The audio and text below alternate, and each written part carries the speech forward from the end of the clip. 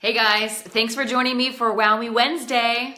Yesterday I moderated a career day panel for high school students. So I thought today I would share with you some insights and tips based on that experience.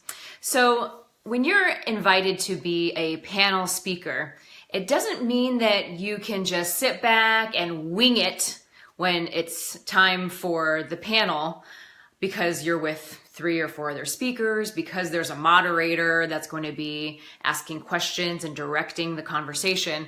No, do not wing it. Be prepared.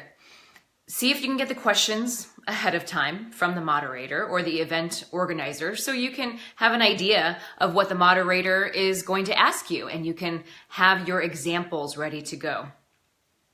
Think about how you're going to grab your audience's attention, just like you would for a presentation all by yourself. You want to stand out from the other panelists, right? For me, someone who's kind of competitive, I want to be the best panelist out there and the most engaging one.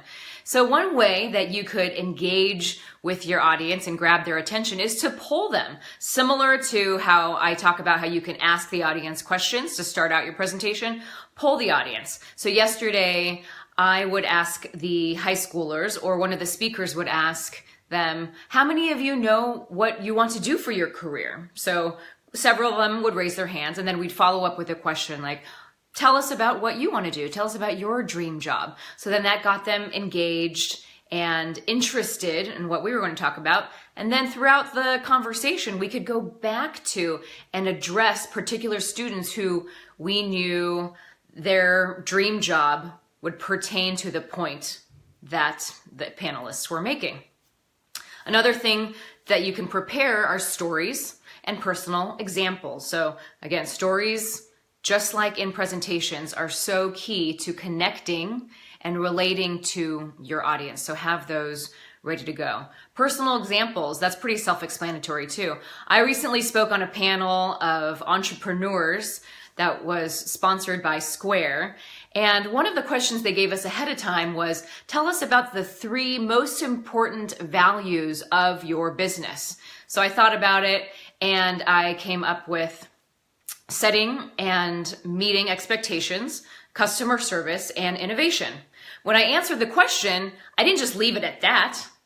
How interesting is that, right? So I had to give personal examples. So when it comes to setting and meeting expectations, I explained how when I meet with a prospective client for the first time, I let them know straight up how we work together, that we work together one-on-one, that sometimes you'll have homework and I will look over your videos and your scripts. And then I tell them I'll send you a proposal via email.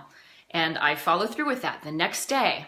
And if we do end up working together, then I let them know that, hey, if you want to send me your script to review, go ahead and do that and I'll review it within 48 hours. So I'm sure to follow through, otherwise there goes my credibility, right?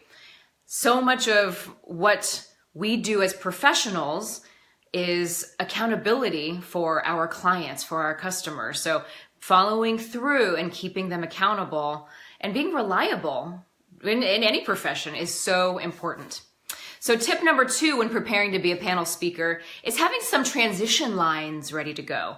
And just in case you're with a really talkative panelist, or maybe the moderator is not giving you enough questions or enough time to answer questions, have some phrases ready to go like, I'd like to address that question, or let me add something to that idea if you're segueing from another speaker.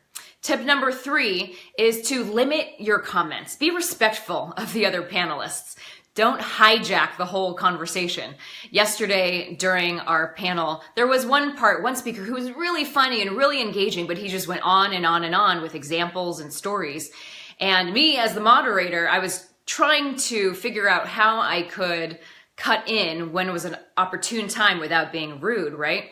So what you can do in those situations, if you're a moderator, bonus tip here, is to maybe wait for a pause in his breath or when he or she completes a sentence. So then you can say, oh, thank you for that tip, or thank you for that story, so-and-so. I'd like to hear what Bob or Kathy has to say about this particular point. So that's one way to cut in without being rude.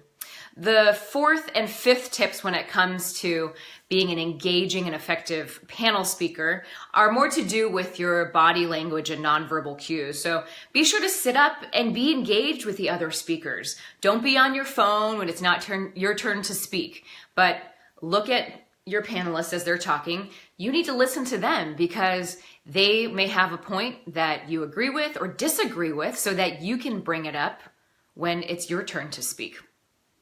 The fifth tip and last tip for tonight is if you're using a microphone, so oftentimes you do have to use a microphone when you're a panel speaker, be sure to practice and get a sound check ahead of time before the panel starts. That way you can find out the volume, how close you should be. One of my pet peeves when I listen to speakers is when I hear the P's pop on the microphone. So make sure you're not too close. So about 2 inches might be good. But also, you might be sharing a microphone. So as you're passing along, try not to lean forward and talk into the microphone like this. That looks awkward. It doesn't allow you to sit up straight to look confident. So practice ahead of time sitting a good distance from the microphone so that you can be heard while looking confident and assertive. So in case you're going to be a panel speaker or even a moderator coming up, I hope these tips were helpful for you. Please leave your comments below about what you thought, some tips and suggestions you have for my viewers, and let me know what other videos, what other tips you'd like to see for future Wow Me Wednesdays. You can get in touch with me by messaging me on Facebook, or you can email me at jessica@jessicachangconsulting.com. Thanks everyone. I'll see you next week.